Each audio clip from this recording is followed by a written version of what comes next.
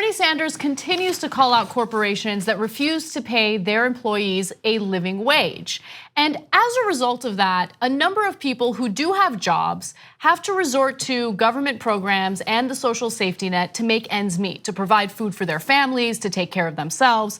And so Bernie Sanders is frustrated that the US taxpayer has to subsidize these multi-billion dollar corporations. So he has a proposal, and here's what he wants to do.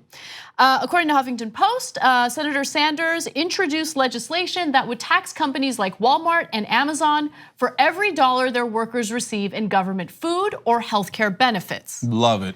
Can't get enough of it. So good.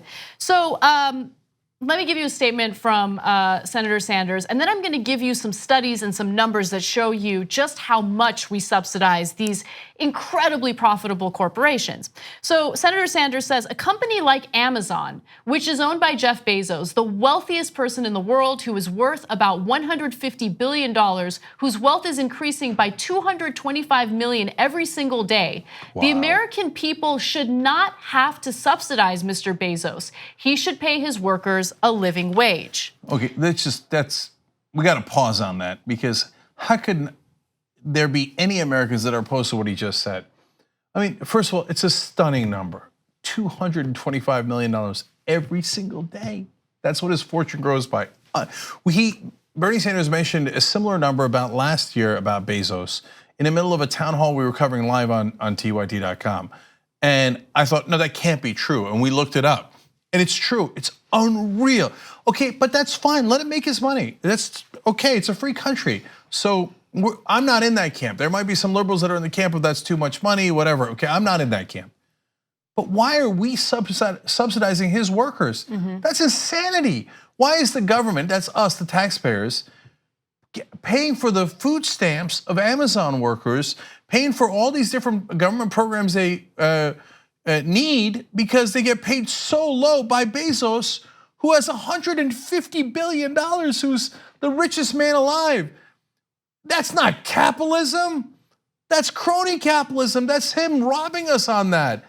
And I'm a guy who doesn't have a particular beef with Amazon. I don't have a beef with how wealthy he is.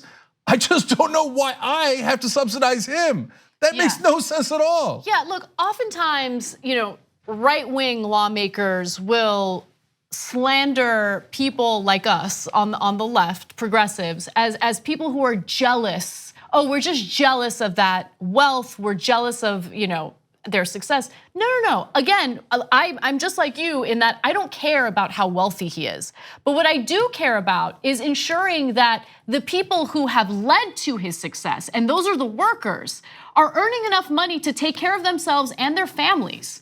I'm not asking for him to be poor. I'm not asking for the government to come in and take half of his wealth. I'm asking for a system that's fair and just for, the people who helped him earn that level of success. And this is corporate welfare.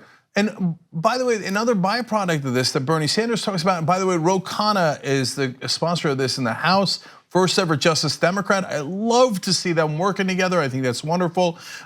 Real progressives, and we finally have some in the House and the Senate. We're about to have more next year because of all the Justice Democrat victories. But in this case, look, they're saying the Amazons of the world, they also crush your local retailers. Not just the mom and pop stores who have been devastated throughout the country, but any store that's in your area has to pay the normal wages. And so when Amazon goes, hey, or Walmart says, hey, I'm gonna have my workers work only 29 hours because 30 hours is the cutoff for benefits. Well, then they're not gonna get any benefits because it's a clever corporate trick of mine to make the taxpayers pay their benefits instead of me. Well, if you're a decent person and you're running a business in Arkansas, Alabama, Connecticut, well, you're at a competitive disadvantage because they rigged the system against you. That isn't capitalism. That's rigging it. And so if you're a conservative, you should hate what they're doing. And you should support Bernie Sanders and progressives. Same for progressives, same for moderates. This isn't America, this isn't capitalism. So for them to fight back, we know what's amazing is it has no chance of passage.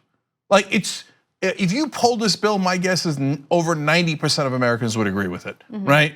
Especially if you explained it to them. They'd be like, why? Why would I give Bezos money? Why would I give the Walton family who owns Walmart, the 6 of the heirs, they didn't even start Walmart, they just the kids of the guy who started Walmart, have more money than 50% of the country. Why are we subsidizing them? Why are we taking US taxpayers and paying their workers benefits when they should be paying the workers benefits? This would be the most popular bill in the country. And of course, because I was about to call it corporations, our Congress is so corrupt, they're like, we don't give a damn what the American people want. We're gonna serve our donors, and that's these guys. That's right, and one other point that I want to make to buttress off the point that you made about Amazon shutting down all of these other smaller stores.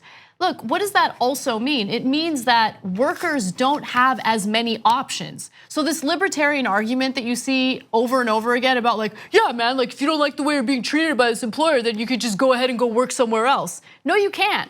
If Amazon is this massive retailer that consistently, shuts down all of these other businesses, because to be fair, they can't compete, then where is the average worker gonna go? Where are they gonna go get a better job if they don't like, the low wages they're getting paid at Amazon? If Bernie Sanders is gonna run for president, this should be front and center. This is about the economic dignity of the American worker, et cetera. So now the bad guys on the other side, in this case happens to be the US Chamber of Commerce. Now, if the Chamber of Commerce just protected business, I'd understand, but what they're trying to do is set up unfair rules so that these corporations, multinational corporations, can rob us. So you know what they did? For these assistance programs, interestingly enough, they're not against them getting these benefits from the American taxpayers. What happened? I thought you wanted smaller government. No, that's to deregulate corporations. But when it comes to paying your workers, you want the government to do it. But they say there should be a strict work requirement. You know what that means? Back to the mines. So the Chamber of Commerce is one of the biggest donors to politicians. They give them money and then they say, here's what we want. We don't want you to cut off welfare. We want you to keep welfare, but tell them they must work for us to get that welfare. That way, they're forced to work for us, we pay them low wages, and the taxpayer makes up the difference. Right. It is the essence of corruption. Exactly.